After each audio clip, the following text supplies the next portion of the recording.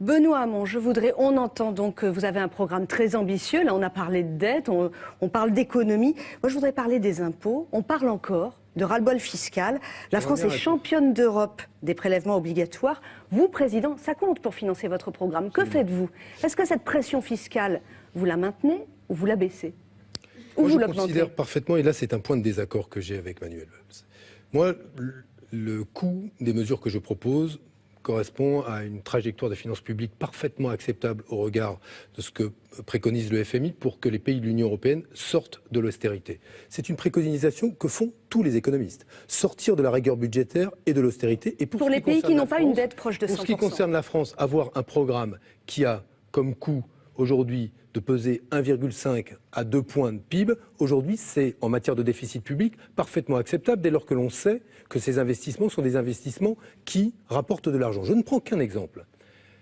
Les investissements que l'on va consentir pour passer ce qui figure dans mon projet, d'une agriculture productiviste à l'agroécologie.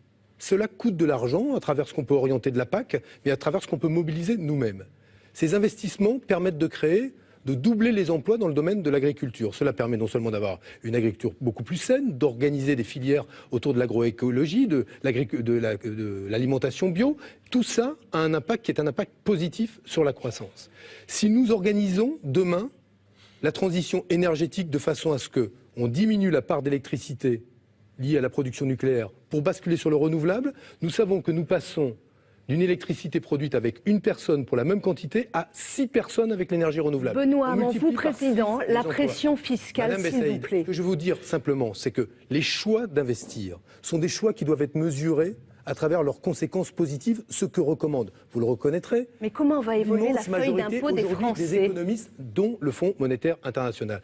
Je ne vous parle d'augmenter aucun impôt, je vous dis qu'il faut assumer aujourd'hui en Europe, le discuter avec nos partenaires européens, dont les Allemands, qu'il faudra avoir une trajectoire des finances publiques qui nous amène à consentir que pour investir dans le domaine de la transition écologique, de la transition énergétique, des dépenses de santé ou des dépenses d'éducation, voire des dépenses de défense dont je reconnais qu'elles ne font guère rêver. Donc par la dette, dette, c'est pas un deuxième porte-avions qui fera rêver qui que ce soit, même si aujourd'hui je partage l'objectif d'avoir des dépenses de sécurité intérieure et de défense qui soient portées les deux ensemble, à 3% du PIB sur le modèle de la loi de programmation britannique qui, parce qu'aujourd'hui la lutte contre le terrorisme mêle des enjeux en matière budgétaire sur le plan de la sécurité intérieure et des enjeux en matière de défense, j'ai cet objectif-là. Mais j'assume de dire que nous pouvons faire plus de déficit public. Là, il y a une différence.